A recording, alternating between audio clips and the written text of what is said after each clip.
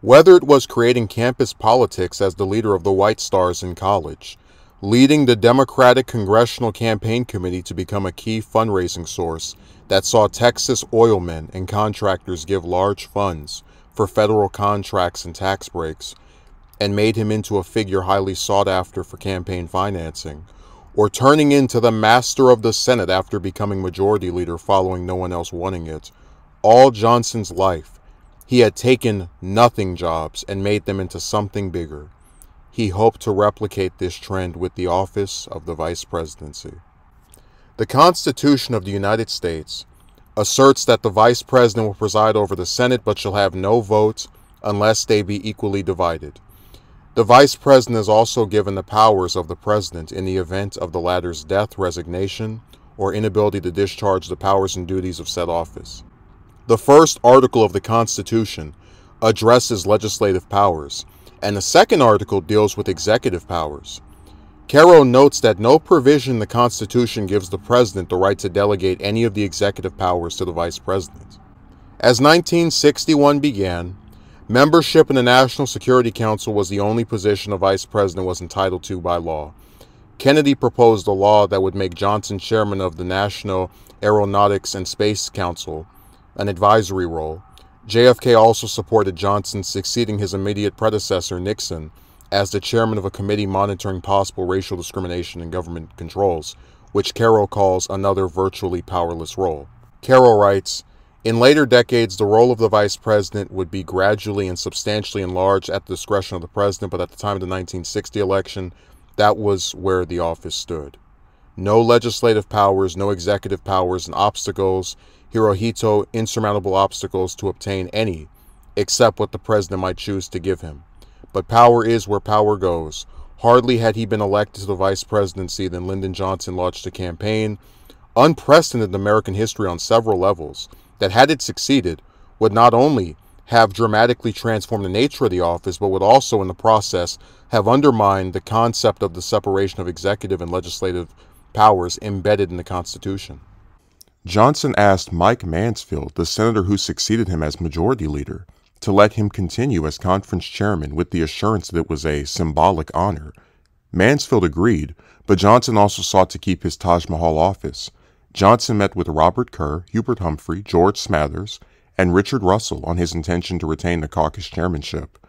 The four men opposed this on the grounds of it violating the Senate's independence of the executive branch. Caro writes that Johnson became intoxicated with power the more he received it. Liberal stalwarts like Herbert Lehman, Paul Douglas, and Al Gore Sr., who were familiar with the power Johnson had in crushing their agenda when he would partner with other Southerners against them, feared what Johnson would do if he got a toe in the door and tried to run the Senate as vice president with Mansfield deferring to him. On January 3rd, Johnson, as senator, strode into the Democratic caucus, and Mansfield made a motion for the vice president-elect to preside over future conferences. The old bulls, who Johnson expected one by one to support Mansfield's motion, one by one attacked it. Although they praised Johnson in their remarks, they did not hide they were disinviting him from their circle. Johnson told Baker, "I now know the difference between a caucus and a cactus. In a cactus, all the pricks are on the outside." Johnson also tried to send Kennedy an executive order that would enable the vice president to have general supervision over national security issues. The order was notably not seen by George Reedy, who Caro describes as the man who had for the past decade been so successfully playing the key role in drafting Johnson documents. Jim Rowe described the order as, frankly, the most presumptuous document any vice president has ever sent to his president. When Johnson met with Kennedy on January 28th, the president handed him a letter that only told him to review policies relating to the national security, a phrase which conveyed no power for the vice president. JFK did not hand Johnson any version of the order, which had disappeared entirely. Johnson had requested an office next door to the Oval Office, which flabbergasted Kennedy, a feeling the president disclosed to Evelyn Lincoln, and told her to give Johnson one in the Executive Office building. Johnson received chairmanships on the National Security Council and the President's Committee on Equal Employment Opportunity. The lack of importance of the committee was evident when it recommended an administrator for the National Aeronautics and Space Administration, and Kennedy asked his space advisor Jerome B. Wisner instead of the Space Council or Johnson. Roe warned Johnson that as chairman of the Committee on Equal Employment Opportunity, he would become the target of the advanced liberals because you are not doing everything, and also the target of the Southerners every time you try to do something even minor. It will be impossible to satisfy either group, no matter what you do. Carroll writes, by the time all these initial maneuvers were over, by the end certainly of the first month of the Kennedy presidency, the misreading of John F. Kennedy by Lyndon Johnson was over too. He had read him now, all the way through. The younger man was a lot smarter than Johnson had thought he was, and a lot tougher too. He was always, without exception, whatever the provocation, a gentleman, but a very tough gentleman. Nothing could have been more gracious than the way he had handled Johnson's request, and nothing could have been more unyielding. Some months afterward, Johnson would be talking off the record to Russell Baker of the New York Times, and Baker was to write years later. There was a tribute from Johnson to the steely strength with which President Kennedy dispatched his enemies, a tribute couched in rather remarkable words. Johnson described Kennedy when he looks you straight in the eye and puts that knife into you without flinching. The inauguration of John F. Kennedy was a very memorable day in American history. The former delivering a speech declaring that the torch has been passed to a new generation of Americans, and urging Americans to ask not what your country can do for you, ask what you can do for your country. After the address, Kennedy's wife said to him, oh, Jack, what a day."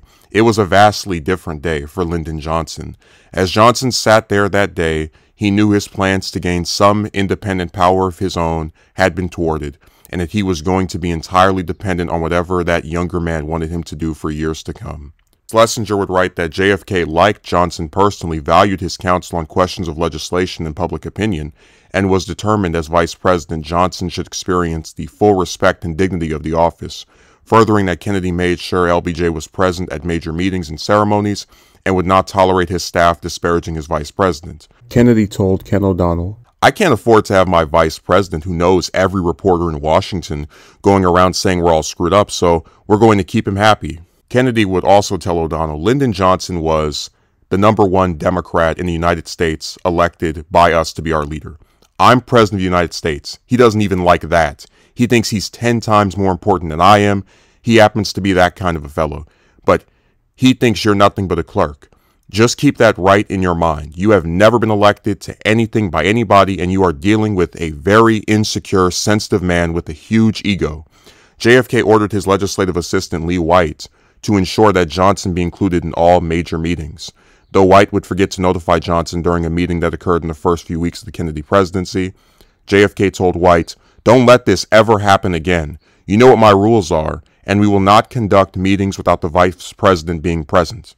Dalek writes that Kennedy had genuine regard for Johnson as a political operator, and even liked his roguish qualities, furthering that JFK viewed LBJ as someone who, despite the limitations of the vice presidency, could contribute to national well-being in foreign and domestic affairs, and by doing so make Kennedy a more effective president. Miss Lincoln recorded that throughout 1961, Johnson only spent 10 hours and 19 minutes alone with JFK, less than an hour a month, and the president and vice president had a breakfast alone only twice that year. Carroll notes that Johnson spent more time having breakfast with FDR as a junior congressman 20 years earlier.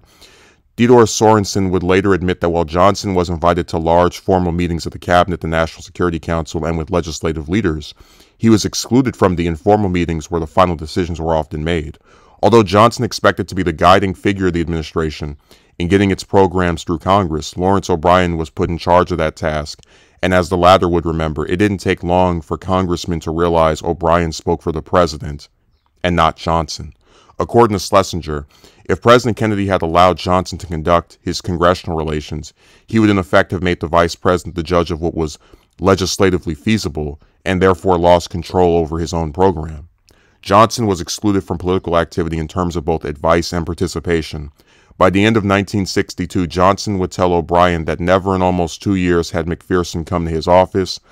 On Sundays, O'Brien invited politicians and journalists to mingle with Kennedy administration insiders at their house on Georgetown.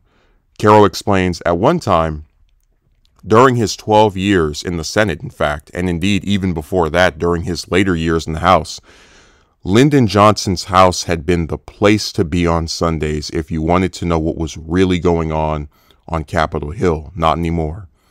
Instances where Johnson offered his opinion on legislative matters were not treated with respect. O'Donnell remembered LBJ as being so resentful of being at the breakfast with Mansfield and Hubert Humphrey, and that the senators sort of all treated Lyndon like he was one of them, and he didn't want to be treated like he was one of them. Johnson hardly spoke at Cabinet, National Security Council, or legislative leader meetings, even when President Kennedy directly invited him. When JFK would ask for Johnson's recommendations on a particular issue, LBJ would respond in monosyllables and make his voice soft to the point that it often could not be heard, and he had to repeat himself. The vice president throughout his life had a tactic that he used to bend others to his will, which Carroll describes as to make them feel sorry for him, to pity him until, moved at last by his distress and his sad state, they gave way, at which point he would promptly revert to his normal self, with the speed and thoroughness so dramatic that they made it obvious that this sad demeanor was indeed only a tactic.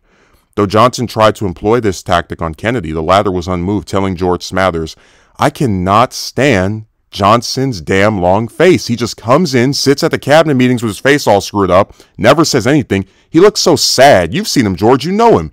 He doesn't even open his mouth." Smathers suggested Kennedy send Johnson on a foreign trip so that he can get all of the fanfare and all of the attention, and Kennedy agreed, sending LBJ to Senegal at the beginning of April ahead of the country's anniversary of its independence. One incident illustrated that Johnson was not in fact included in all major meetings. On April 15th, Johnson was flying to Norwalk to crown his daughter as Virginia's Azalea Queen, as other military planes were in the air that morning, preparing for the Bay of Pigs invasion set to take place in 2 days. Johnson did not know that a bombing was taking place or that there would be an imminent invasion. Although Johnson had attended a few meetings about Cuba, he was, in the words of Dalek, systematically excluded from any part of the serious planning.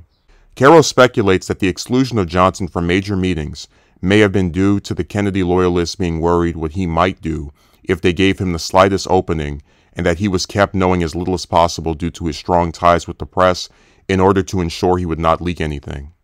In early 1961, Johnson requested RFK nominate Sarah T. Hughes for a federal district court judgeship. Hughes, 64 years old and a longtime Johnson ally, was declined by the Justice Department on the grounds of being too old.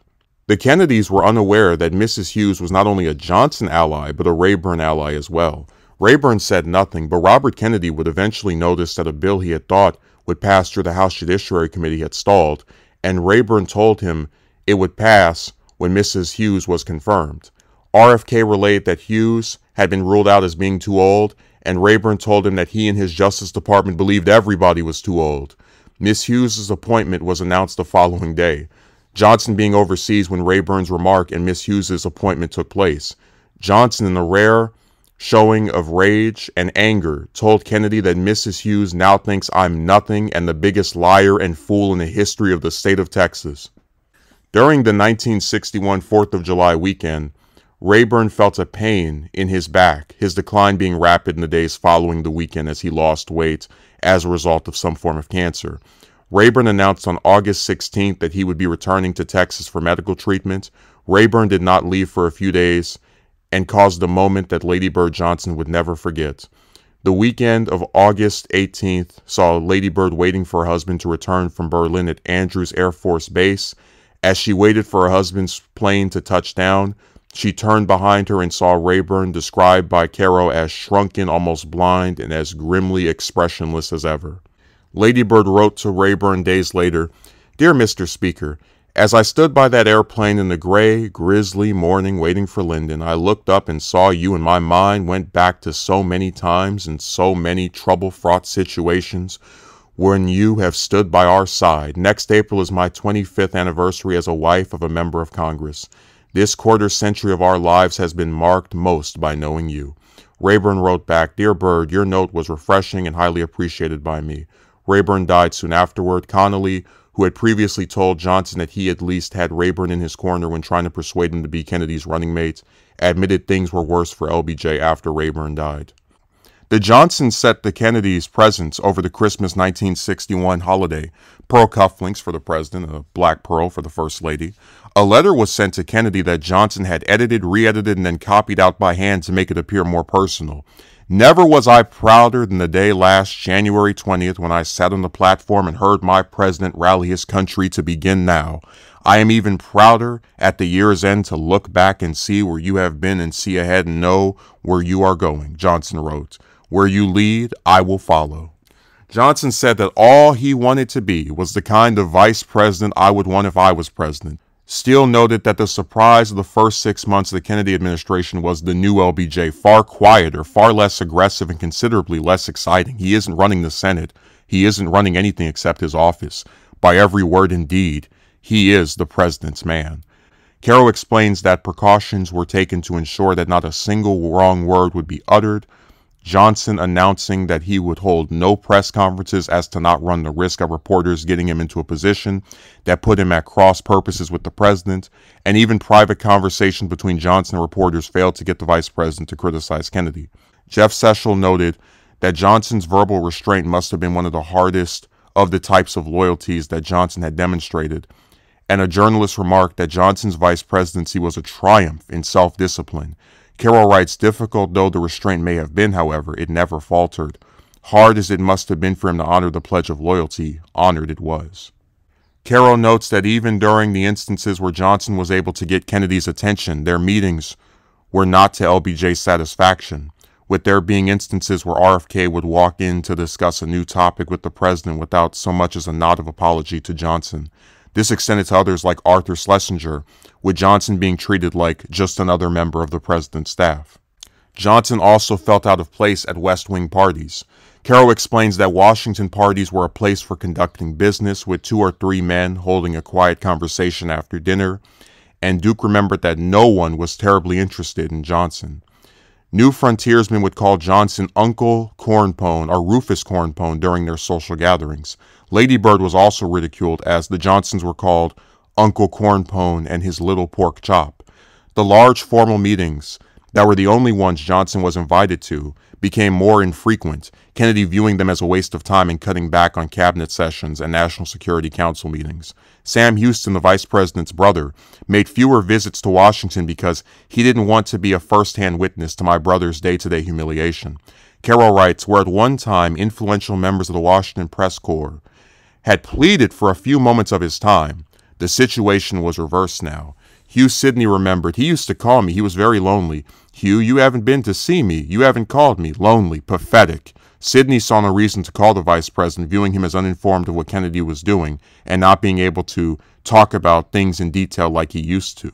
Formal meetings in the cabinet room were particularly awful for Johnson. Worried that he would be quoted as having said something southern, militaristic, or uncouth, Johnson would avoid making any comments except ones that were brief and expressed his agreement with the president.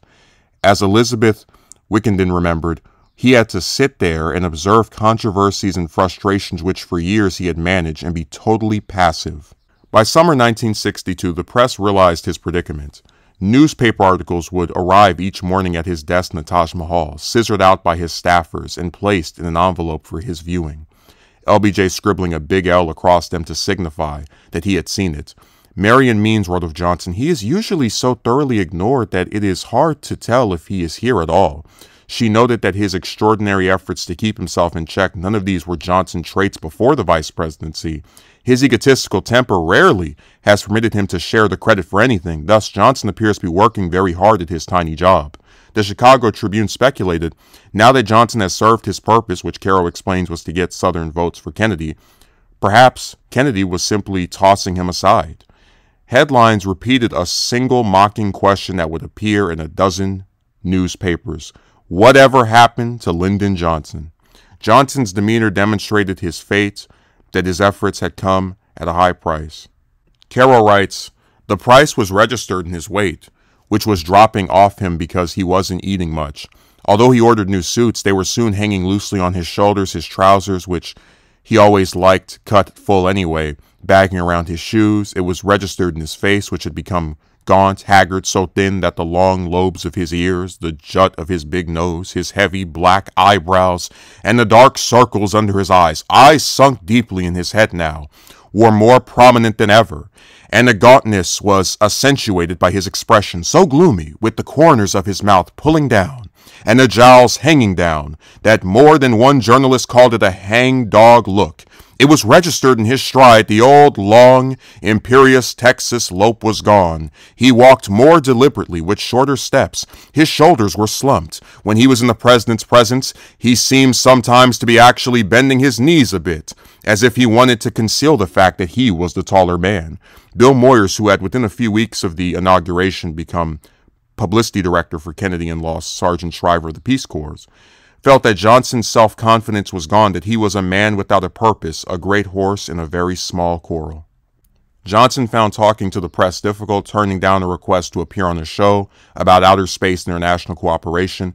After Kennedy forced the United States Steel Corporation to rescind its price increases in order to combat inflation, Johnson began spending more time on his ranch, being unable to either relax or sleep. He was also haunted by a recurring dream, which he told Goodwin about. In the dream, I had finished signing one stack of letters and had turned my chairs toward the window. The activity on the street below suggested to me that it was just past 5 o'clock. All of Washington, it seemed, was on the street, leaving work for the day, heading for home. Suddenly, I decided I'd pack up and go home too. For once, I decided it would be nice to join all those people on the street and have an early dinner with my family.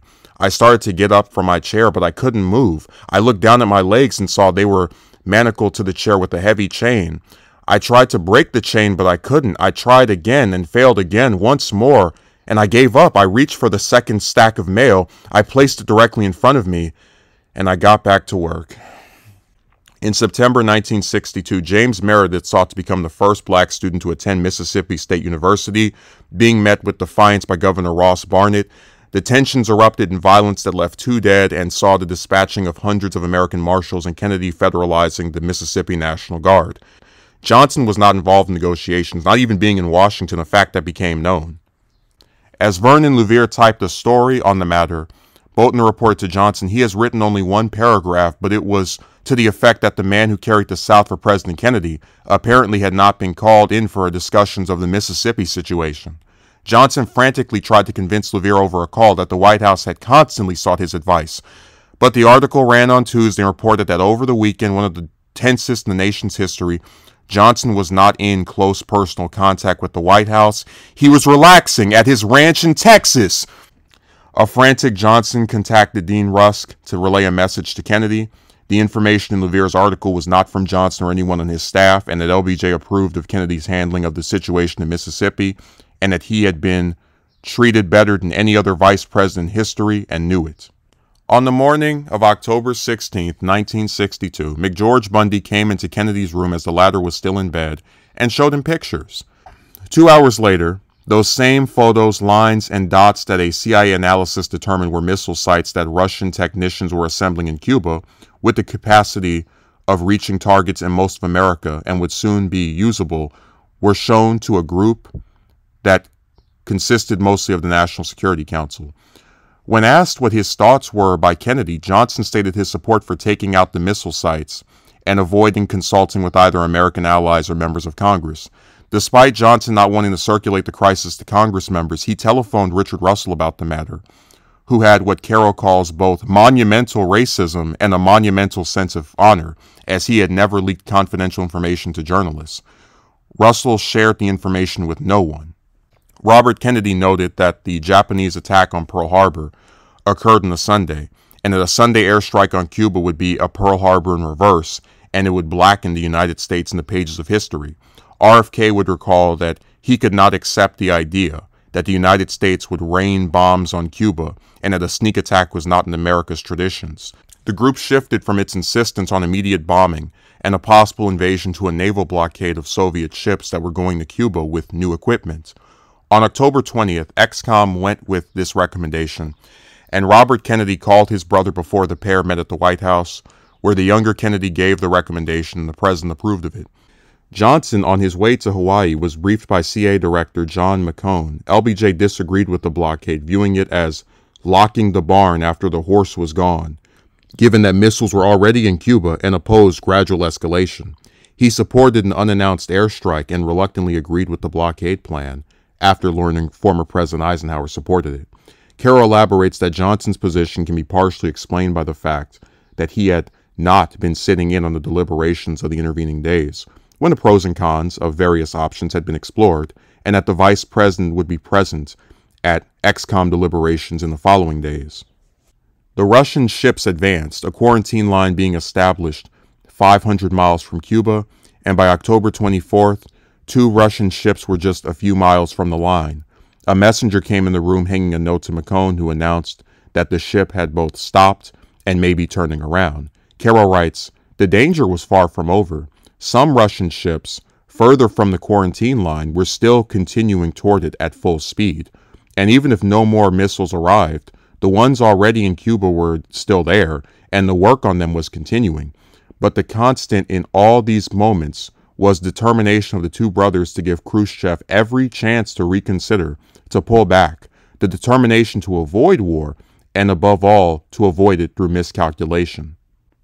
The next day, one of the 9 Russian ships, the Bucharest, was streaming toward the quarantine line. Kennedy allowed the Bucharest to proceed to Havana.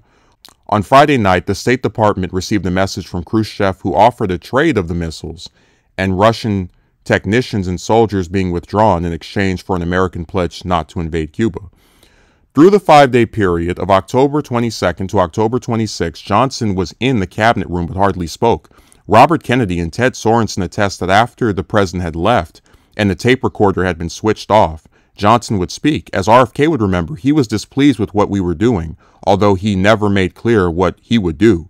He said he had the feeling that we were being too weak and that we should be stronger. Caro notes that Johnson did not even speak at the one meeting he was expected to earlier in the week when President Kennedy met with 20 congressional leaders. Senators Russell and J. William Fulbright both opposed Kennedy's decisions and advocated for an invasion. Each congressional leader that spoke agreed with Russell. Kennedy jolted expected LBJ to speak up, as these congressional leaders had been his longtime allies, but throughout the hour, Johnson did not say a word. Khrushchev sent another letter, now demanding the removal of American Jupiter missiles in Turkey as a new term in their trade. This second letter began what Robert Kennedy termed the most difficult 24 hours of the Cuban Missile Crisis. Although Johnson kept his initial silence, after President Kennedy and his brother left the cabinet room, the vice president began criticizing what JFK was plotting. Johnson argued that the U.S. would give the appearance of backing down if it agreed to trading the Turkish missiles for the Cuban missiles, and was overheard by RFK as the latter came back to the room. The Attorney General disputed this and left the room again to rejoin the president in the Oval Office. Johnson took control of the meeting with both of the Kennedys out of the room, claiming that the missile trade had a drawback that would leave Russian bombers and troops in Cuba, with the U.S.'s only recourse being to trade again, and that accepting a trade showed weakness. Johnson's argument influenced more hawkish positions among the men. Kennedy returned to the room and had a brief exchange with Johnson that served to highlight the differences in their position. 8 members of XCOM, RFK, Sorensen, Bundy, Rusk, McNamara, Ball, Thompson, and Roswell L. Gilpatrick, joined the president for a more private discussion. Sorensen remembered that Johnson was excluded from the meeting. Dean Rusk proposed that RFK tell Dubryan that while there could be no public deal over the Turkish missiles, the president was determined to get them out and would do so once the Cuban crisis was resolved. The 9 men in the room agreed to secrecy, believing that word of the missile trade leaking out would undermine the Atlantic Alliance, and the political cost of appearing to appease the Kremlin would be too high. Carroll writes, the deal remained a secret for years. The most important decision of the Kennedy administration was made without Lyndon Johnson's knowledge. Khrushchev agreed to Kennedy's terms.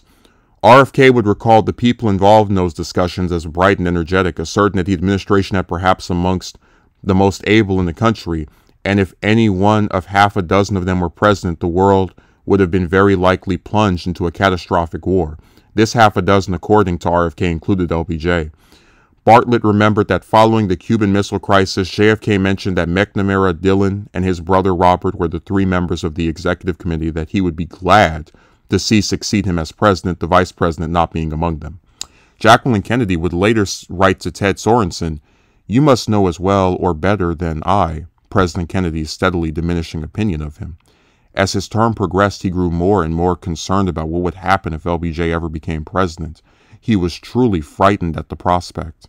Evelyn Lincoln describes Johnson as becoming more apprehensive and anxious to please following the Cuban Missile Crisis, quickly praising JFK whenever the president was mentioned.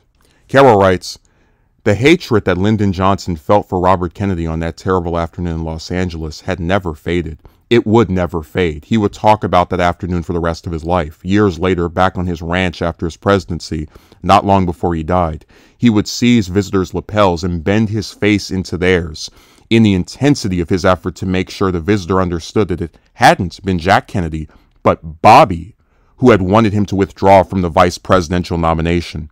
Recording his thoughts to guide the ghostwriters of his autobiography, he made sure they understood he came to my room 3 times to try to get me to say I wouldn't run. Walter Jenkins contacted John Siegenthaler about working together to prevent the vice president and attorney general from embarrassing themselves with a public feud. Johnson approached RFK at a dinner dance in January 1963 saying, "I don't understand you, Bobby. Your father likes me, your brother likes me, but you don't like me. Now why? Why don't you like me?" Charles Spaulding remembered RFK agreeing to the accuracy of Johnson's claim before LBJ kept pressing him, eventually saying that he knew why RFK did not like him and that it was due to a misconception perpetuated by the press. The misconception was that Johnson had attacked Kennedy's father, which Johnson denied doing. In actuality, Johnson had attacked Joe Kennedy as a Chamberlain umbrella man in a 1960 speech to the Washington state delegation. Siegenthaler sent reproductions of the articles on Johnson's attack to RFK. RFK had contempt for liars and aid, remembering he could forgive anything in a staffer except lying.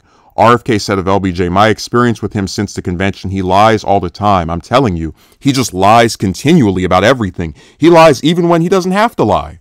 The Undersecretary of State, Charles Bowles, had both been former governor of Connecticut and a revered figure to American liberals whose backing of JFK in 1960 helped soften liberal opposition to his candidacy. Bowles had not only not supported the Bay of Pigs invasion, he had let this be known publicly and was considered too slow-moving for the Kennedy brothers, who were determined to get Castro after the Bay of Pigs. Bowles gave a report that claimed the only way to get Castro out of power was to launch a full-scale invasion of Cuba, and was yelled at by RFK, eventually being eased out of the job by President Kennedy. In spite of his calmness during the Cuban Missile Crisis, Robert Kennedy's attitude toward Castro remained the same. RFK unsuccessfully advocating for a 500-man raiding party into Cuba in April 1963. Kennedy also retained his vendetta against Jimmy Hoffa, the Internal Revenue Service and FBI being deployed with the sole purpose of pinning a criminal charge on Hoffa, who would eventually be convicted in 1964. RFK's animosity towards Hoffa paralleled his disdain for Johnson. Johnson's request for planes during his domestic trips would be ignored until the last minute, and he was usually given the small military air transport services planes. His every public statement had to be approved by both the President and Attorney General. The Johnson employees felt the contempt of the Justice Department, with Ganilla remembering, "They went out of their way there to make you know that they were in and you were out. We just dreaded having to call over there." Historians believe that contempt was the basic attitude RFK had toward LBJ, though the former expressed different views when talking in private. Robert Kennedy once telling Richard Goodwin, "I can't stand the bastard, but he's the most formidable human being I've ever met." RFK despised liars and had the belief that Johnson lied all the time. RFK despised yes men, which he felt Johnson surrounded himself with. RFK disliked being touched, and Johnson, in the words of George Reedy, was always touching and hugging and talking. Carroll concludes so many of Bobby Kennedy's pet hates were embodied in Lyndon Johnson. Carroll describes vote counting, the act of predicting the count in support or opposed to a candidate or issue in advance of the actual ballot, as one of the most vital of the political arts, and Johnson had been known as the greatest vote counter. Senator Johnson had led a party that often needed a one-vote majority and would keep his count on Senate tally sheets, moving his thumb down the sheet from name to name and staying on one name until certain on that one's vote. In 1960, RFK had served as the man counting votes against Johnson, telling his men before the convention, "I don't want generalities or guesses. There's no point in our fooling ourselves. I want the cold facts. I want to hear only the votes we are guaranteed to get on the first ballot." Johnson, following his indecisiveness, spent the last few days before the convention counting votes and knew someone else was counting votes, albeit against him. Carroll writes that LBJ recognized the caliber of the man he was dealing with as far back as 1957. When the 32-year-old RFK had been a Senate staffer, and he commented that the Sputnik disaster investigation might have succeeded if someone like young Kennedy had been handling it. The Kennedy family often invited friends to Hickory Hill, though rarely extended an invitation to the Johnsons. LBJ was often asked if he had been asked to come, and he would unavoidably say no. At one party, Robert Kennedy was presented with a voodoo effigy of LBJ to stick pins into. Carroll explains that Hickory Hill hurt Johnson deeply, as it wasn't the first time he had been excluded. Hickory Hill U served as the seminars that summed up the spirits of the new frontier. It was led by intellectuals such as Isaiah Berlin and Schlesinger, and consisted of diplomats, cabinet members, Harvard professors, and deans and graduates of the university's college and graduate schools. Johnson, when talking with his aides, called the group the Harvards and knew they were laughing at him. When Johnson's aides were asked to describe his feelings toward the group, they used words such as hurt, rage, and jealousy, with the last word being the most commonly used. According to Joseph Califano, Johnson was caught in a storm of jealousy about the Kennedy class that saw his feelings concentrate more and more on Robert Kennedy.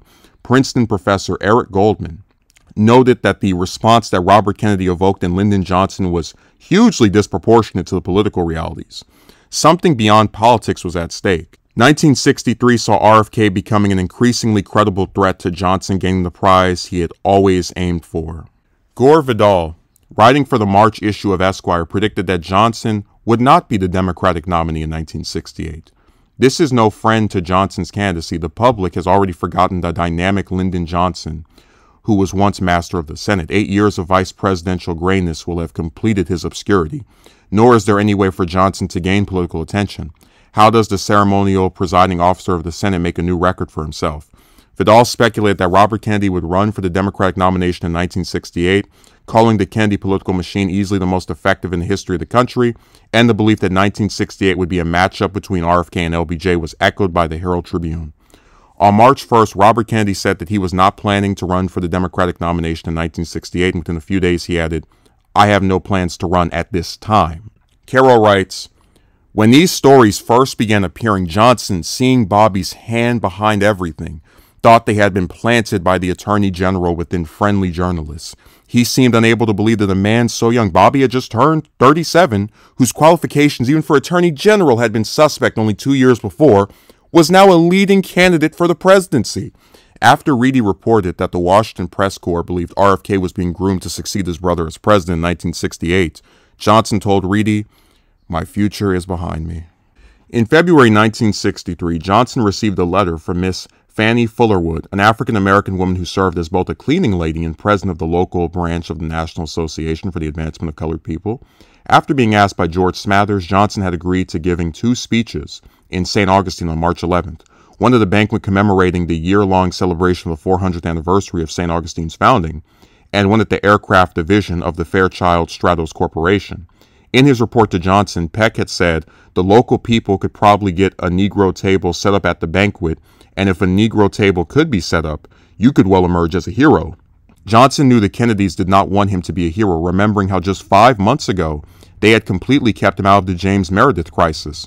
The St. Augustine incident awakened something in Johnson, with his staff seeing him as revved up in a way he had not been since the start of his vice presidency.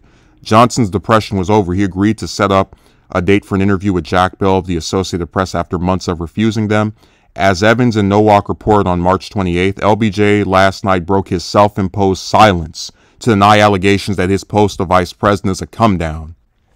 Carroll writes, now that he was involved in civil rights again, the uncertainty was gone. He understood the importance of gestures that indicated respect to people starved for respect, and he knew just what gestures to make. The great African-American singer Marian Anderson was giving a concert in Austin. The city's university-centered liberal community welcomed the news, but there was a studied disdain from its conservative establishment. Johnson invited her to visit and stay the weekend at his ranch. He knew just what words to use. Each year, the Press Club for African-American journalists would send invitations to the president, vice president, and other cabinet members in vain attempts to get a high-level speaker.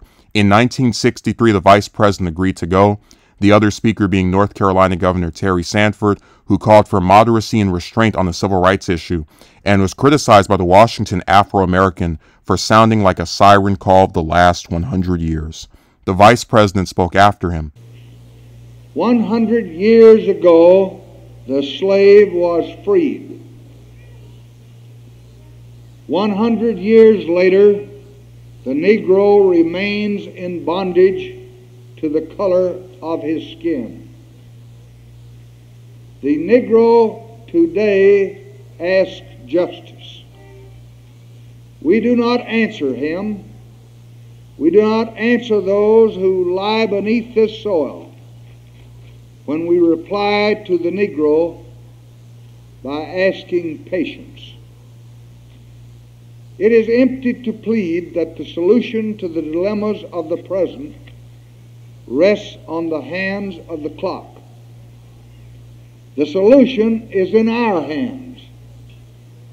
Unless we are willing to yield up our destiny of greatness among the civilizations of history, Americans, white and Negro together, must be about the business of resolving the challenge which confronts us today. Our nation found its soul in honor on these fields of Gettysburg 100 years ago. We must not lose that soul in dishonor now on the fields of hate. To ask for patience from the Negro is to ask him to give more of what he has already given enough. But to fail to ask of him and of all Americans perseverance within the processes of a free and responsible society would be to fail to ask what the national interest requires of all of its citizens. The law cannot save those who deny it, but neither can the law serve any who do not use it. The history of injustice and inequality is a history of disuse of the law. Law has not failed and is not failing. We as a nation have failed ourselves by not trusting the law and by not using the law to gain sooner the ends of justice which law alone serves. Days before Memorial Day weekend, Johnson sat with Busbee by a swimming pool and talked about the contents of the speech, LBJ expecting Busbee to turn what Carroll terms his rough views into a polished speech. But Busbee thought the speech was exactly what Johnson wanted to say. Busbee, although adding 2 paragraphs at the start and 1 at the end, essentially returned the speech Johnson had given to him at the pool. The next time Busbee, who expected to hear more from Johnson about the speech, saw the address, it was the lead story in the Washington Post. Though the speech was only 2 typed pages and took Johnson just 8 minutes to deliver, the editorial of the Post described the address as having eloquence, political courage, vision. May 1963 had been the month of Birmingham, as well as Martin Luther King Jr. in his desperation, resolving to use children as part of his efforts to desegregate the city. On May 12, following bombs exploding in front of the home of King's brother and another where King was supposed to be staying, President Kennedy had a long day of crisis meetings with aides and cabinet members after they all arrived at the White House in a procession of limousines drawing up paperwork to federalize the Alabama National Guard. Not a single limousine contained the vice president, who was at a gathering with Congressman Hale Boggs. Johnson played no part in the civil rights legislation the Kennedy administration was drawing up. Johnson finally persisted in seeking a meeting with the president after having retreated into sulking and silence when his requests were denied, met with Kennedy on June 3rd. LBJ warned that a civil rights bill, which he had not read the contents of, would be a tactical error, as he noted Richard Russell had previously held up other major bills in the Senate in response to civil rights bills, which forced senators to either have a cloture vote or abandon the bill being filibustered by withdrawing it from the floor. The pressure to pass the other major bills would be so great that the civil rights bill would be abandoned. Johnson said, "So I'd move my children, the other bills, on through the line and get them down in the storm cellar and get it locked and key, and then I'd make my attack." Johnson also warned, "I think that I know one thing, that the Negroes are tired of this patient stuff and tired of this piecemeal stuff. And what they want more than anything else is not an executive order or legislation. They want a moral commitment that he's behind them." Johnson argued that blacks were suspicious that the administration was doing what we got to do to keep their vote, and that they were seeking a moral force to be sure that we're on their side. And until they receive that assurance, unless it's stated dramatically and convincingly, they're not going to pay much attention to executive orders and legislation recommendations. They're going to approach them with skepticism. Johnson concluded that only the president could give the assurance and added, "We've got a little pop gun and I want to pull out the cannon. The president is the cannon." He believed Kennedy's commitment on civil rights could beat the South on Capitol Hill, and without such a declaration, the president's message doesn't get over. The civil rights issue seemed to rejuvenate Johnson. For a couple of weeks there, he started to look almost like the old Lyndon Reedy remembered. Robert Kennedy put a stop to that.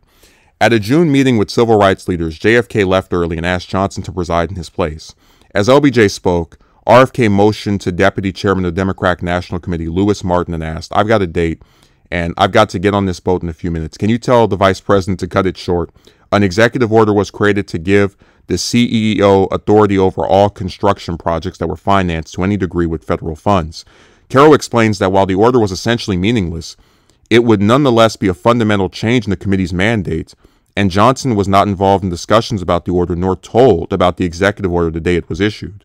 White said, "I've never seen a more surprised, disappointed, and annoyed guy than Lyndon Johnson when the President of the United States issued the executive order changing the jurisdiction of his committee." The committee had two meetings. Present at the first meeting was Lady Bird's brother, Antonio Taylor. Robert Kennedy, late for the meeting, tore into Johnson by demanding to know the precise statistics on black employment in federal agencies in Birmingham from Hobart Taylor. Taylor tried answering, but RFK asked for the form.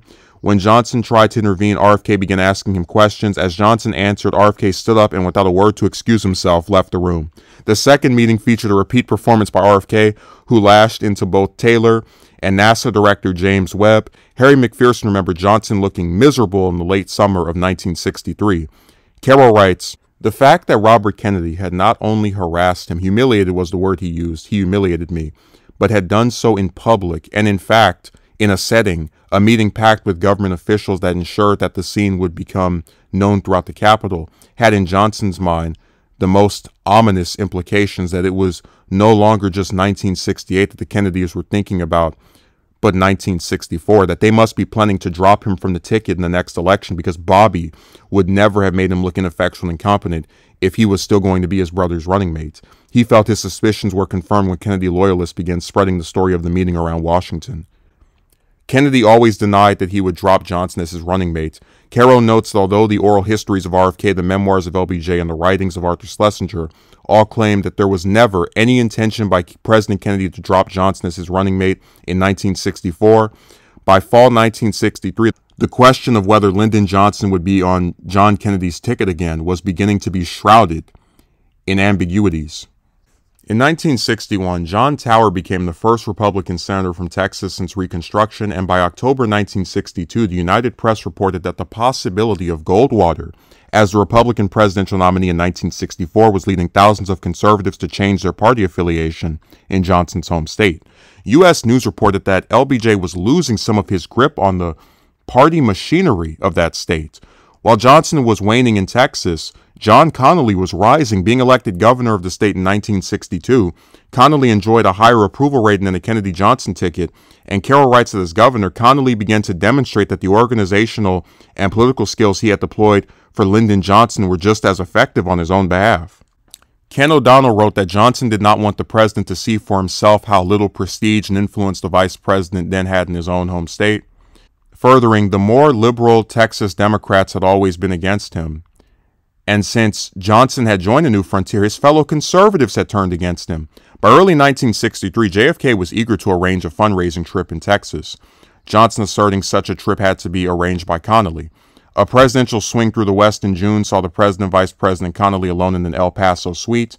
JFK told Connally of his plan to have the Texas trip revolve around Johnson's birthday, with 5 separate fundraising dinners in the 5 cities of Dallas, Houston, Fort Worth, San Antonio, and Austin. Connally, telling the president he would think about it, objected to this plan because of how hot Texas would be in August, that August was a month where people weren't interested in politics, and he called August the worst month to hold a fundraiser in the state. Kennedy would later tell his wife that Connally was trying to show he could be independent and did not need Lyndon Johnson. Carroll furthering, and if Connally didn't need Lyndon Johnson, was Johnson really what Jack Kennedy needed in Texas? A feud developed between Connally and Senator Ralph W. Yarborough, that split the state Democratic Party into two factions. Due to Johnson being unable to amend their feud, which Kennedy believed could hurt him in the 1964 election, the latter remarked to Ben Bradley that Johnson had become a less viable mediator than he had been. Carroll writes, if Johnson wasn't the best person to raise money for him in Texas, if he wasn't particularly popular in Texas, if he wasn't a particularly visible mediator in Texas, what was the reason to keep him on the ticket? Connally flew to Washington on October 4th. While he had told LBJ he was coming to Washington, neither he nor Kennedy informed the vice president they were meeting. During the cordial meeting, Connally proposed that JFK's visit, dated for November 21st and November 22nd, include visits to the 5 cities that Kennedy wanted to tour and a fundraising dinner in Austin. Kennedy agreed. When Johnson later met with Connally, he pressed him on the meeting with Kennedy. Connally telling him, I assumed if the president wanted you there, you would be there. Connally apologized for not talking to LBJ ahead of the meeting. On September 13th, Johnson answered a telephone call from Walter Jenkins, spending the rest of the day locked in a room. Reedy emerged to deliver an announcement at various points about Johnson's change in schedule, and he denied rumors that Johnson was ill or exhausted from the trip. McDowell remembered that when Johnson finished the call, he was obviously very grim and preoccupied. The call was about Bobby Baker. On September 9th, Ralph Hill filed a lawsuit against the Serview Corporation and Bobby Baker, alleging that the latter had taken $5,600 from Hill to place Hill's vending machines in the North American Aviation Corporation plant, only to turn around and persuade the subcontractor to remove Hill and replace the company's machines with ones from Serview. By Friday morning, reporters began calling Jenkins, who telephoned Johnson in Copenhagen. By Sunday, Jenkins reported to Johnson that Venn magazine had been investigating Serview for a while and was close to running an article on the company inside the following issue, with Baker being identified as the protege of Vice President Lyndon B. Johnson, who had served as a stockholder for Serview and had substantial dealings with the company. Venn reported that Ralph Hill's suit claimed Baker used the vending machine contracts for Serview in his capacity as Secretary of the Majority. He was able to, and did, represent that he was in a position to assist in securing defense contracts. Venn concluded that due to the phenomenal growth of Serview over 20 months in plants owned by corporations that did business with Uncle Sam, the question of any relationship between Serview and Baker needed an answer. Johnson telephoned Abe Fortas, who was unable to help him as the issue concerned public relations, giving Johnson advice that fit with his cover-up instinct. Walter Jenkins was informed by Harry Province that Sarah McClendon had written an article about the matter, identifying one of Baker's co-defendants, Fred Black, as an individual tasked with securing contracts from the U.S. government for North American aviation. She also claimed that Baker operated other businesses, including the recreation spot for top officials of government, the Carousel Motel in Ocean City, Maryland, and called him Johnson's protege and close personal friend. Jenkins told McClendon to meet him at the Senate office building, where he told her that they knew she was trying to get out the story and that it was incorrect. McClendon had tried to get the story out, but it had been rejected by every Texas newspaper she sent it to. The New York-based North American Newspaper Alliance had agreed to print the story, and McClendon called the service's editor and warned in reference to Johnson, he'll make trouble. He's going to make an awful lot of trouble. It was too late, as after the Des Moines Register printed it, the Charleston, South Carolina Courier picked it up, and top Chicago Tribune correspondent Willard Edwards was assigned to it. Johnson stopped speaking to Baker and ordered his aides to do the same. Baker received a single telephone call from the Elms, which Caro notes wasn't from the man with whom he had for years, right up to the time Johnson left on the Scandinavian trip, spoken almost daily. Lady Bird told Baker over the phone that she and her husband loved him, that he was like a member of the family and were grateful for all he had done for them. Baker later said that he knew Lyndon Johnson was sitting beside his wife and that LBJ was trying to avoid talking to him so he could say that he hadn't. Baker admitted that he knew Johnson was petrified that he'd be dragged down through their connection and that Lyndon B. Johnson might have incurred a mortal wound by these revelations. They could have driven him from office. Carroll notes that Johnson's attempts to cut himself off from Baker only went so far, with the press calling Baker Lyndon's boy and Little Lyndon. Any new revelations about Baker would reflect upon Johnson, as although there were no direct ties between Johnson and Baker's activities with Serview, they had connections in other areas. Johnson noticed an article in the Washington Post that contained the name Don B. Reynolds. John J. Williams, a Delaware Republican, was serving as the ranking Republican member of the Senate Finance Committee. In late September, Williams began his investigation into Baker, inviting ServU's Ralph Hill to his office to ask for the names of other people he could talk with to learn more about Baker's business interest, eventually getting around to inviting Don Reynolds. Reynolds told Williams that he had contacted Baker after being advised that having political connections would benefit his insurance business. Reynolds secured $100,000 of insurance to LBJ, whose premium would be paid by the LBJ company with checks signed by Lady Bird. Reynolds never spoke to Johnson again, but talked to Walter Jenkins, who he said told him that he would be required to advertise in the KTBC television station in Austin. Reynolds believed that it made no sense for a person based in Maryland to advertise in Austin, but Jenkins insisted it did not matter, and Baker prodded him to make the purchase. Reynolds relented and was then told that the Johnsons wanted a stereo set. While Jenkins repeatedly denied the advertising time and stereo set demands, Baker confirmed them, saying he, Johnson, took the stereo and he required Don Reynolds to buy the advertising. It was a kickback, pure and simple. These illegal transactions confirmed a link between Baker and Johnson that the vice president had been trying to deny, as the kickback on the insurance policy that Baker had arranged had been for not Baker himself, but for Johnson. Carroll writes, more important, small an item though the stereo gift might be in itself, its disclosure might open up questions about Lyndon Johnson that were not small at all. The premiums on Johnson's life insurance had been paid by the LBJ company. There had been speculation for years about Johnson's relationship to the company. Lady Bird had purchased one small radio station in 1943 for $17,500. Since then, thanks in part to a 20-year-long string of strikingly favorable rulings by the Federal Communications Commission, which among other aspects had left Austin as one of the few metropolitan areas with only a single commercial television station, the company had burgeoned into a chain of immensely profitable radio and television stations the length of Texas, and by 1963 it owned as well 11,000 acres of ranchland and major shareholding in 9 Texas banks. Johnson had quieted the speculations by unequivocal denials that there was any relationship. He had said over and over for 20 years that the LBJ company was entirely his wife's business, and he had nothing to do with it. That, as he claimed in one of many such statements, all that is owned by Mrs. Johnson. I don't have any interest in government-regulated industries and never have had. But if Lyndon Johnson had no interest in the LBJ company, why was it taking out insurance on his life? And of course, his denials had admitted the salient fact: Texas was a community property state, and therefore, since Lyndon Johnson had an interest, a half interest, in all the company's income, he had become rich. If Reynolds' statements became public, it would cast doubt on Johnson's claim there was no connection between LBJ and the LBJ company, and once that connection was established, the company's financial dealings would become a subject of journalistic inquiry.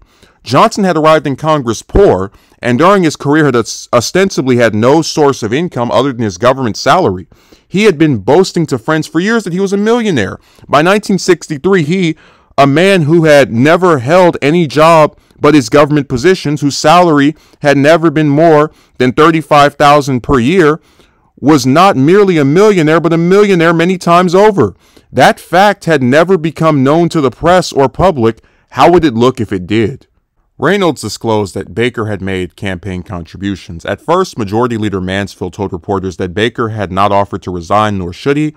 However, after Baker was asked to meet for an influence probe, he resigned before the meeting could take place. Baker would later write that he hoped his resignation would make the scandal magically disappear from the front pages and come to a grinding halt. Instead, Williams introduced a resolution calling for a Senate investigation, which the Senate passed and referred to the Rules Committee. The month of October saw a drumfire of disclosures in the press, with revelations about Baker being a partner in Reynolds' insurance business, a popular vending machine company, a travel agency, and a law firm. There were also revelations of the Carousel being only one of the motels he had an interest in, and that he had moved from a modest home to a mansion in Spring Valley near Lyndon Johnson's home just a month before the investigation began. Over October 26 and 27, news stories appeared about a party house where Baker's associates would meet attractive young women assigned to dwell and entertain. This took place at the small hotel, the Carroll Arms, and articles were written about the call girls and one hostess in particular, Ellen Remesch. Remesch was the wife of an East German army sergeant and claimed to have had an affair with President Kennedy. RFK asked Hoover to persuade Senate leaders to not include romantic relationships in the Rules Committee investigation, and Hoover complied, assuring Mansfield and Dirksen that neither Ramesh or Baker's affairs were related to national security. This did little to erase the pressure on Johnson, as Ramesh was undoubtedly connected to Baker, who was Johnson's protege. Life magazine ran an article that showed Baker on the front page with images of Baker, Johnson, Ramesh, and Carol Tyler. LBJ attended the funeral of Tom Connally on October 30th at Marlin's First Methodist Church in Waco.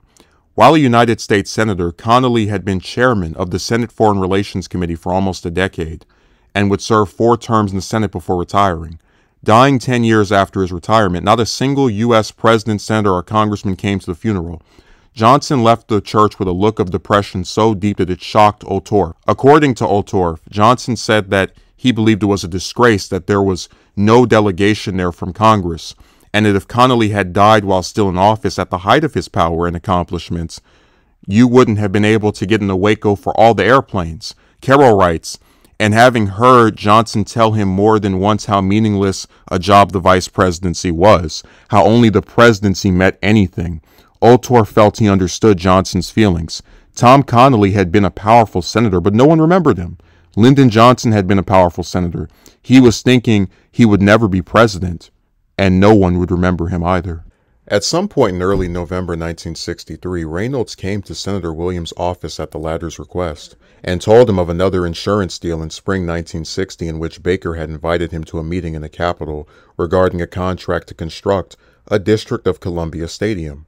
In another meeting not long after, Williams told the senator that there was another side to the transaction, that the deal had been structured in a way to provide the $4,000 payoff to Baker and grant a $25,000 contribution to LBJ's presidential campaign that year.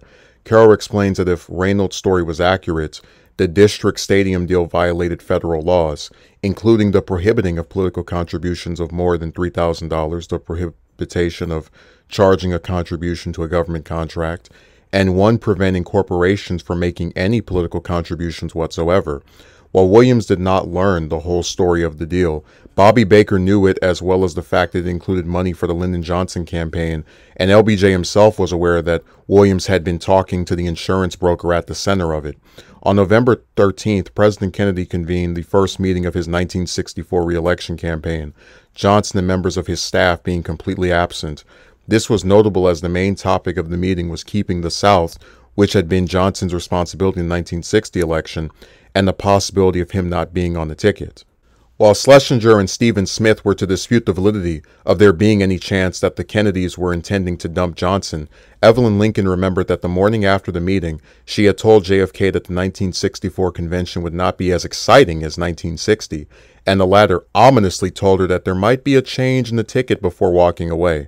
A week later, Kennedy made a comment about needing a running mate that believed as he did, and stated it was too early to make an announcement, but that he was thinking about having North Carolina Governor Terry Sanford as his running mate instead of Johnson. When Evelyn Lincoln's book Kennedy and Johnson was published in 1968 and contained this exchange, Arthur Schlesinger saw an advance copy and alerted Robert Kennedy, who asserted there was no plan of dumping Johnson. Carroll writes, "The reaction of the Kennedy partisans to her book is a case study in reversal. Prior to its publication, references to Mrs. Lincoln in their books and oral history reminiscences had all emphasized the respect Jack Kennedy had for her. In 11 years, he never called her Evelyn," Sorensen wrote, and her faithfulness to the president. Soft-hearted is an adjacent used about her by Sorensen, who calls her unruffled and devoted, and praises her unfailing devotion and good nature. Schlesinger talks of her welcoming patience and warmth with people insistent on seeing the president. When decades later the author asked these same partisans about this woman, who President Kennedy had regarded highly enough so that he kept her as his private secretary for 11 years, she was described to the author by these same men as a flighty, rather rattle-brained woman. When Carroll went to meet with Evelyn Lincoln, she repeated the conversation that she had written and asserted that Kennedy wanted Johnson off the ticket, and the ammunition to get him off was Bobby Baker. On November 15th, Democratic Senators Stephen M. Young and Quinton N. Burdick told reporters that in early January 1961, as LBJ weighed keeping control of the Senate, Baker had prevented them from having seats on the Judiciary Committee by lying to the Democratic Steering Committee with the claim that neither were interested in the committee. Johnson allies William A. Buckley and Edward V. Long were named instead. Within days, the New York Daily News concluded that the disclosure of the two senators were more so about Baker's impact in the government process within the Senate's inner circle, and specifically in Lyndon Johnson's. In a Life article by Keith Wheeler, there was partially a recounting of the Baker personal finance saga that had been public since the serve you suit was filed, and also discussed the Senate and Lyndon Johnson. Wheeler articulated that the Senate had been Baker's base of operations and that Lyndon Johnson had sponsored Bobby Baker's election as majority secretary and fashioned into his legman, mouthpiece, and satrap of power. The article noted that Johnson used Baker in this manner at the beginning of his vice presidency and gave examples of Baker using campaign funds. Associate editor William Lambert recalled the Life magazine investigative team had been working since the end of October and began picking up hints about Lyndon Johnson, not just his relationship with Bobby Baker, but also how LBJ had acquired his own fortune. Wheeler and Lambert believe Hunt should be informed of their findings, and a meeting in the managing editor's office was scheduled for the late morning of Friday. Carroll writes, and also on that Friday, for the first time, a Lyndon Johnson financial transaction was going to be described by a witness, seated beside his lawyer to representatives of the United States Senate, for on November 22, 1963, the witness in a closed hearing with the staff of the Senate Rules Committee was going to be Don B. Reynolds. He began testifying that morning at 10 o'clock. On November 15th, Johnson flew back to his ranch, the first couple intending to spend the following Friday night, November 22nd, at the ranch with the Johnsons following a fundraiser. Kennedy's arrival at Bergstrom brought more trouble for Johnson, specifically political trouble with a personal twist. Ralph Yarborough came off of Air Force One with the first couple, with Ken O'Donnell remembering that Yarborough boarded the plane in a rage due to there being no seat for him at the head table of the Austin dinner and not receiving an invitation at Connolly's reception for Kennedy at the governor's mansion. Though Yarborough was assigned to ride with the Johnsons, he declined and instead hitched a ride with Congressman Henry Gonzalez. The motorcade began a 16-mile trip to the medical center. When Gonzalez was asked what the main story of the day would be, he assumed it would be the warm reception to the president in San Antonio. The reporter denied this, claiming the headline was going to be, Yarborough refuses to ride with Lyndon Johnson. During a 3-hour rest stop at the Houston's Rice Hotel, the president requested Johnson come to his suite, where they had what Johnson would call an active discussion and were in substantial agreement. Hotel waiters, however, said they heard Yarborough's name mentioned repeatedly, and that JFK felt the senator was not being treated fairly. Carroll speculates that Kennedy may have expressed his anger at the Texan he had put on the ticket, who was not proving to be a viable mediator, and that Johnson possibly responded that it was not his fault Yarborough was hostile and would not ride in his car. One of the Secret Service agents remembered Johnson leaving the suite like a pistol. On his way to the Houston airport, Kennedy rode with Houston Chronicle publisher John T. Jones Jr., the latter showing Kennedy a poll that showed Yarborough had a higher approval rating than the Kennedy-Johnson ticket. November 22, 1963 began for LBJ with the headline, Yarborough snubs LBJ, on the front page of Dallas News. Johnson telephoned George Reedy in Washington, who read the passages that covered the trip and cringed inside over the chronicling of the last day's humiliation. Around the same time JFK was heading downstairs in Fort Worth, Don Reynolds walked into the old Senate office building on Capitol Hill. Reynolds bringing documents that he claimed would prove his claims by the number of Baker's activities, which included 2, buying television advertising time and an expensive stereo in return for an insurance policy being written, and Matthew McCluskey's payment of $109,000 for a performance that only cost $73,000 related to Lyndon Johnson. Lambert asserted it was no longer a Bobby Baker story but a Lyndon Johnson story. The presidential motorcade pulled away from the hotel in Fort Worth for the airport and brief flight to Dallas. Lyndon Johnson's car containing Ralph Yarborough. Kennedy had told O'Brien that morning, I don't care if you have to throw Yarborough into the car with Lyndon, get him in there. Air Force One touched down at Dallas Love Field at 11:38 a.m. The Johnsons walked over to the fence as they followed behind the Kennedys, with Lady Bird sitting between LBJ and Yarborough when they entered a gray convertible rented for them. The vice president and senator would not speak or look at each other. The presidential procession went down an avenue flanked by factories, and just a few people watched as the motorcade sped past. The Kennedys and Connollys were warmly received, but trailing behind them were the Johnsons and Yarborough. Carroll writes, So that as Lyndon Johnson's car made its slow way down the canyon, what lay ahead of him on that motorcade could, in a way, have been seen by someone observing his life as a foretaste of what lay ahead of him if he remained as vice president for the next 5 years. 5 years of trailing behind another man, humiliated, almost ignored, most important, powerless. The vice presidency filled with trips, chauffeurs, men saluting, people clapping. In the end, it is nothing. He had had 3 years of that nothing. To stay as vice president might mean 5 years more of it. And if there was nothing at the end of the Dallas Canyon but empty sky, what the observer might have asked, would there be for him at the end of the 5-year-long canyon? What would there be at the end if he stayed on as vice president? He had accepted the vice presidency because he had felt that at the end might be the presidency. Now there was another man who wanted the presidency, and in 5 years, Bobby Kennedy would have had 5 more years to build up a record. He would have had 5 years to hold other positions besides Attorney General, Secretary of Defense perhaps, whatever position he wanted in the last analysis. And could Lyndon Johnson realistically believe, after watching the rapport between John Kennedy and his brother, that if President Kennedy had to choose between him and his brother to be his successor, he would choose Lyndon Johnson?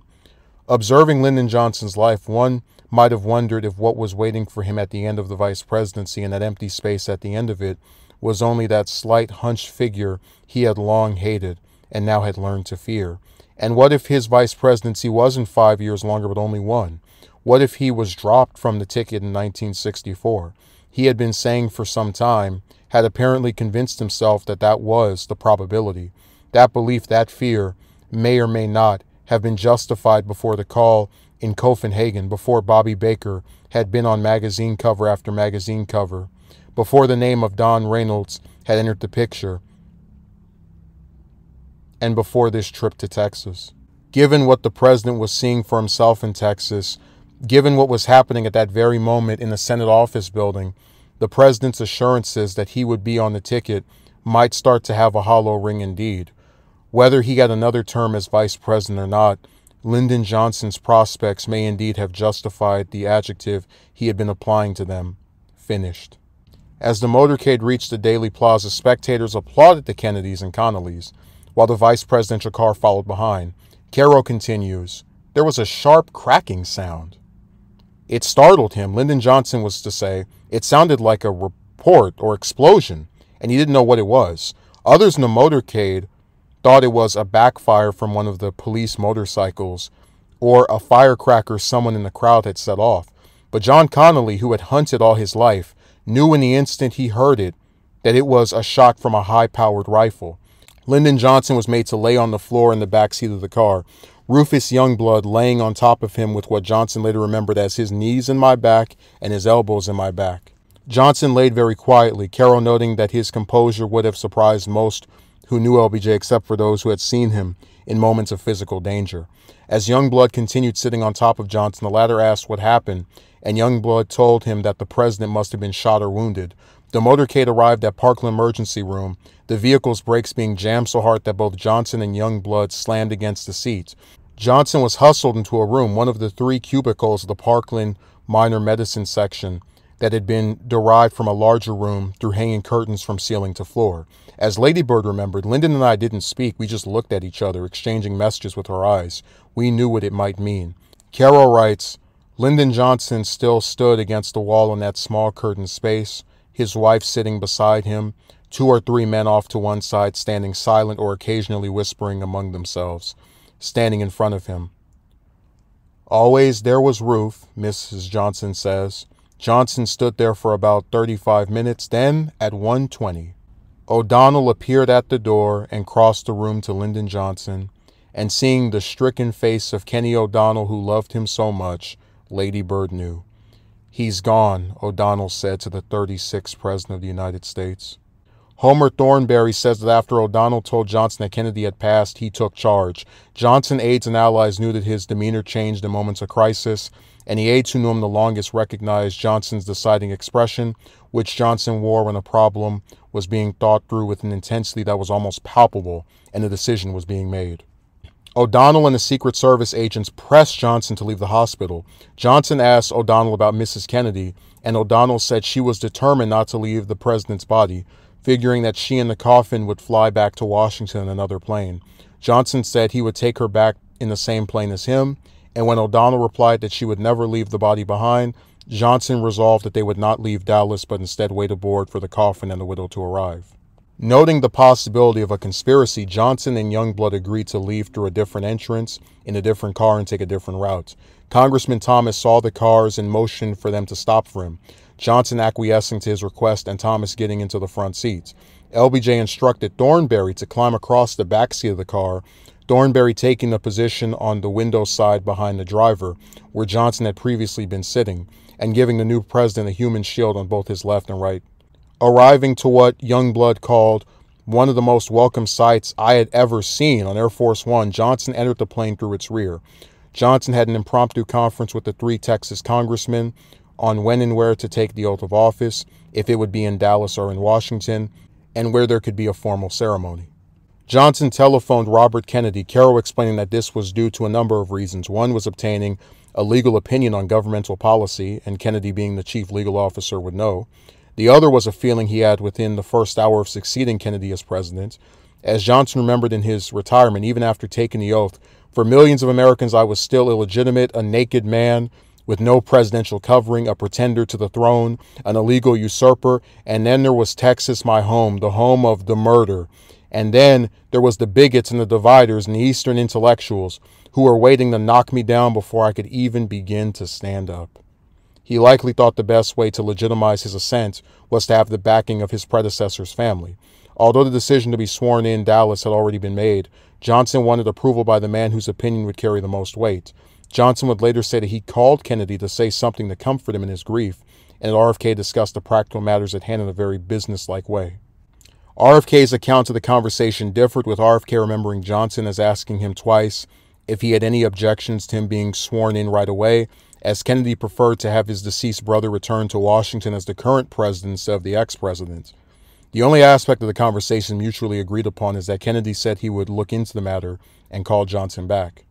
The second call, when RFK telephoned Johnson back, is also elusive in terms of confirmation of its contents. Johnson said that RFK advised him that the oath should be administered immediately and could be done so by any judicial officer. Carroll explains that the oath was dictated and typed out, and RFK being contacted then would make it harder for him to criticize Johnson later.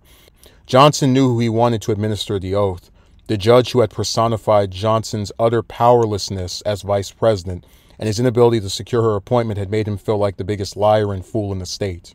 Johnson ordered Marie Femmer to get Sarah Hughes, the latter's whereabouts being unknown by her law clerk, as she was last seen at a Trade Mart luncheon waiting for the president to arrive. Hughes was found and hurried to Lovefield. Johnson wanted the late president's widow in attendance to his swearing in. O'Donnell remembered that some of the Kennedy loyalists felt that Johnson was using Mrs. Kennedy and the Kennedy aura when he staged his oath-taking ceremony with her present, and so he could arrive in Washington with her in President Kennedy's casket. As the Kennedy party boarded the plane, Jacqueline Kennedy walked to her bedroom and encountered Johnson as he was reclining on the bed in his shirt sleeves. She retreated to the rear compartment and sat across the aisle from the coffin.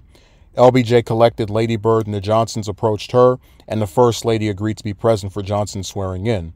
Johnson headed to the stateroom, crowded with Secret Service agents, the 3 Texas congressmen, Kennedy aides and secretaries who had come with the coffin, 2 uniformed generals, Johnson aides, and 2 presidential valets. The stateroom had men and women asking each other what was going on and what would happen. Johnson appeared in the room with Valenti remarking, even in that instant, there was a new demeanor in him. He looked graver. Johnson would write in his memoirs, when I walked in, everyone stood up. Here were close friends like Homer Thornberry and Jack Brooks. Here were aides. All of them were on their feet. I realized nothing would ever be the same again. To old friends who had never called me anything but Lyndon, I would now be Mr. President. Johnson moved to the center of the crowded room. The White House photographer Cecil Stoughton came aboard, and Johnson asked him where he wanted them. After Stoughton explained that the room size meant he would have to stand on a sofa to get a better view, Johnson began moving people around with the jerking of his thumb. Johnson told O'Donnell and O'Brien that he wanted them to remain in their White House positions, saying that they should fight for President Kennedy's program shoulder to shoulder, and claiming that he did not absorb things as quickly as JFK did. Sarah Hughes arrived at this time. Johnson also wanted Evelyn Lincoln present, the new president making a gesture to allow Lincoln to stand directly behind him. He placed Lady Bird on his right and had Malcolm Kilduff kneel on the floor next to the judge as he held a dictaphone machine so he could record the ceremony. Carroll writes, as Lyndon Johnson arranged the crowd, jerking his thumb to show people where he wanted them, glancing around with those piercing dark eyes, Valenti's initial feeling that this was a different man was intensified. Johnson was suddenly something larger, harder to fathom than the man he had thought he knew. He looked, in fact, for the first time in 3 years like the Lyndon Johnson of the Senate floor. Now he had suddenly come to the very pinnacle of power. However he had gotten there, whatever concatenation of circumstance and tragedy, whatever fate had put him there, he was there, and he knew what to do there. When O'Donnell, obeying his order, went to her bedroom and asked Jacqueline Kennedy if she wanted to be present at the swearing-in, she said, I think I ought to. In the light of history, it would be better if I was there, and followed O'Donnell out to the door of the stateroom. A hush, every whisper stopped, Roberts recalls. She was still wearing the same suit with the same bloodstains. Her eyes were cast down, in Judge Hughes' phrase. She had apparently tried to comb her hair, but it fell down across the left side of her face. On her face was a glazed look, and she appeared to be crying, although no tears were coming out. Johnson placed her on his left side and nodded to the judge, who held out the missal. He put his left hand on it. The hand, mottled and veined, was so large that it all but covered the little book, and raised his right hand as the judge said, I do solemnly swear. Valenti, watching those hands, saw that they were absolutely steady, and Lyndon Johnson's voice was steady too, low and firm as he spoke the words he had been waiting to speak all his life. In the back of the room, crowded against the wall, Marie Femmer wasn't watching the ceremony because she was reading the oath to make sure it was given correctly. He taught you that by George you can do anything. The oath was over. His hand came down. Now let's get airborne, Lyndon Johnson said.